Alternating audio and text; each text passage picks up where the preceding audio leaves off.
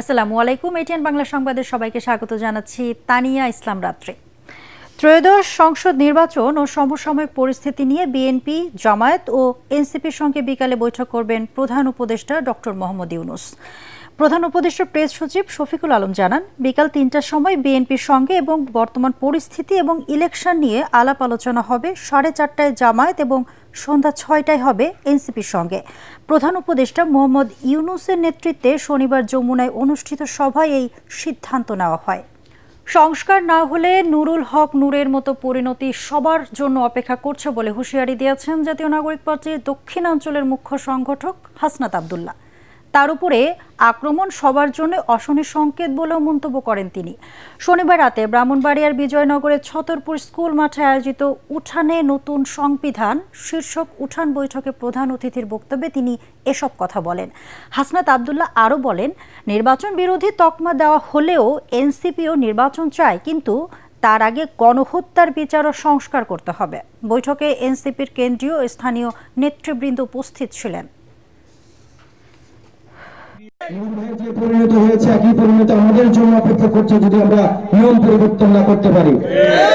দেশনেত্রী বেগম খালেদা জিয়ার যে পরিণত হয়েছিল আমাদের জন্য একই পরিণত অপেক্ষা করছে যদি আমরা নিয়ম পরিবর্তন করতে না পারি। সেজন্য আমাদের নিয়ম পরিবর্তনের জন্য যেটার নাম দিয়েছে আমরা সংস্কার, এটার জন্য আমাদের ঐক্যবদ্ধ অবশ্যই আমাদেরকে থাকতে হবে। চট্টগ্রাম বিশ্ববিদ্যালয়ের ২ নম্বর গেট এলাকায় স্থানীয়দের সঙ্গে শিক্ষার্থীদের সংঘর্ষের ঘটনায় আহত হয়েছে অন্তত ২০ থেকে ৩০ জন। এর মধ্যে গুরুতর আহতদের পাঠানো হয়েছে চট্টগ্রাম মেডিকেল কলেজ হাসপাতালে। ঘটনার পর আজ সকাল থেকেই পুরো ক্যাম্পাসে থমথমে পরিস্থিতি বিরাজ করছে। বিশ্ববিদ্যালয়ের সব বিভাগ ও ইনস্টিটিউটের পরীক্ষা স্থগিত করার ঘোষণা দিয়েছে বিশ্ববিদ্যালয় প্রশাসন।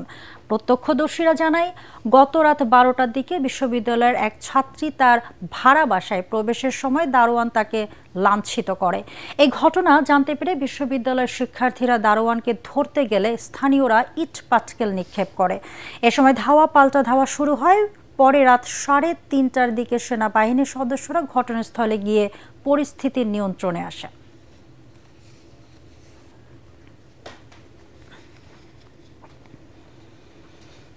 একটি ঘোষণা। এটিএন বাংলার নাম ব্যবহার করে সাংবাদিক পরিচয়ে কতিপয় ব্যক্তির বিরুদ্ধে সংবাদ সংগ্রহের নামে দেশের বিভিন্ন স্থানে চাঁদাবাজির অভিযোগ পাওয়া যাচ্ছে। এই ধরনের চাঁদাবাজ বা ভুয়া নাম ব্যবহারকারীদের নিকটস্থ থানায় সোপর্দ করার জন্য অনুরোধ জানাচ্ছে এটিএন বাংলা কর্তৃপক্ষ। এছাড়াও প্রতিষ্ঠানটিতে সাংবাদিক ও জনবল নিয়োগের ভুয়া বিজ্ঞাপন দিয়ে একটি চক্র প্রতারণা করছে। বর্তমানে এটিএন বাংলায় কোনো ধরনের নিয়োগ প্রক্রিয়া চলছে না। নিয়োগ নিয়ে কারোর সাথে আর্থিক লেনদেন না করার অনুরোধ জানাচ্ছে এটিএন বাংলা কর্তৃপক্ষ। দর্শক, পরবর্তী সংবাদ দেখার আমন্ত্রণ জানিয়ে এখনকার মতো শেষ করছি। এটিএন বাংলা সংবাদ ইউটিউবে দেখতে ব্রাউজ করুন youtube/ATN বাংলা নিউজ। ধন্যবাদ সবাইকে।